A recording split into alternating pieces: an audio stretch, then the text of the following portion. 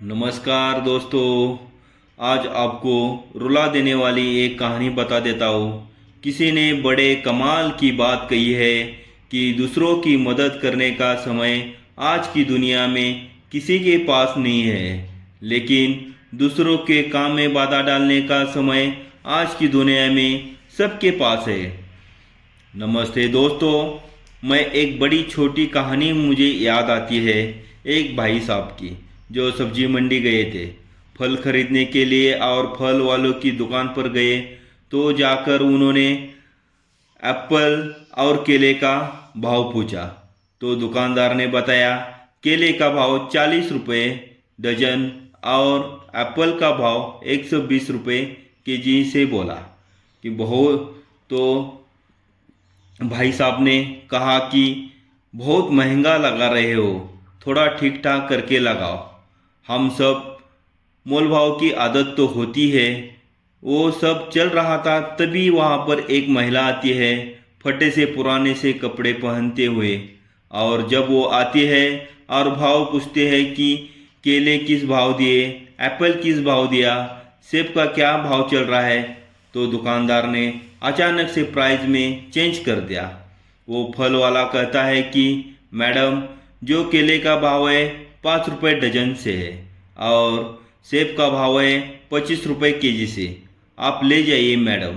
तो जैसे ही यह बात पहले आए हुए भाई साहब सुनते हैं, उनको बहुत गुस्सा आता है, मन में गालियाँ देने लगते हैं। कैसा बदनसीब दुकानदार है, अभी पुलिस को बताता हूँ। आप बताओ और किस तरह की धोखाधड़ी कर रहा है। ये वो महिला आई तो उसने दाम कम कर दिया। बहुत कुछ उनके दिमाग में उल्टा पुल्टा चलने लगा। इधर ये महिलाएं आई हुई थी, उन्होंने कहा कि ठीक है भाई साहब, आप हमें 2 डजन केले दो, 1 किलो सेब दे दो। फल वालों ने फटाफट से तोल दिया, फल जो था और दे दिया।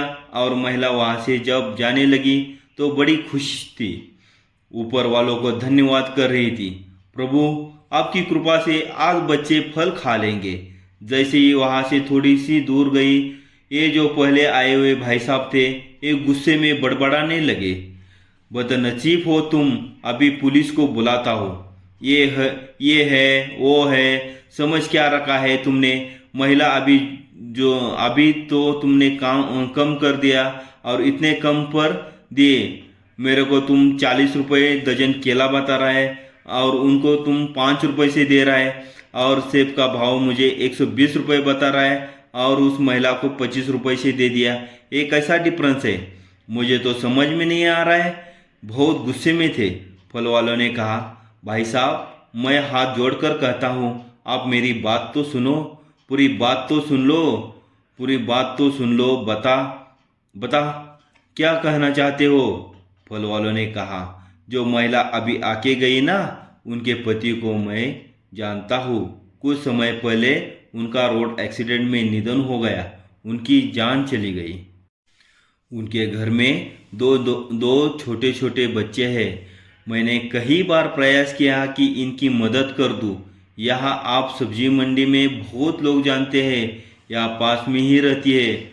बहुत लोगों ने कोशिश की इनको थोड़ा पैसा देने की, इनके बच्चों की शिक्षा का खर्च उठा ले, लेकिन ये तैयार नहीं है। बहुत खुददार लोगों के घरों में जाकर साफ सफाई का काम करती है। झूठे बर्तन मांजते हैं, सफाई करती है, सब करती है और अपनी खुददारी से जीवन जीती है। तो मुझे जब लगा कि कोई और तरीका ही नहीं तो इनकी मदद करने का, तो मैं सोचा है कभी अगर मेरी दुकान पर फल खरीदने आएगी तो सस्ते दाम में बेचूंगा। भोली वाली है ना, ये सोचती है कि भाव यही चल रहा है और मैं बस इनकी मदद करके खुश हो जाता हूँ। वो जो गुस्से में थे पहले से भाई साहब, उनका गुस्सा बहुत शांत हो गया।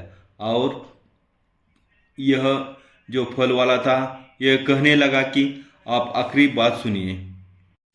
बहुत दिनों में कभी कभी आती है, कम से कम 20-25 दिन के बाद आती है, लेकिन याद रखता हूँ कि जब भी आती है मेरी दुकान पर बिक्री बहुत बढ़ जाती है।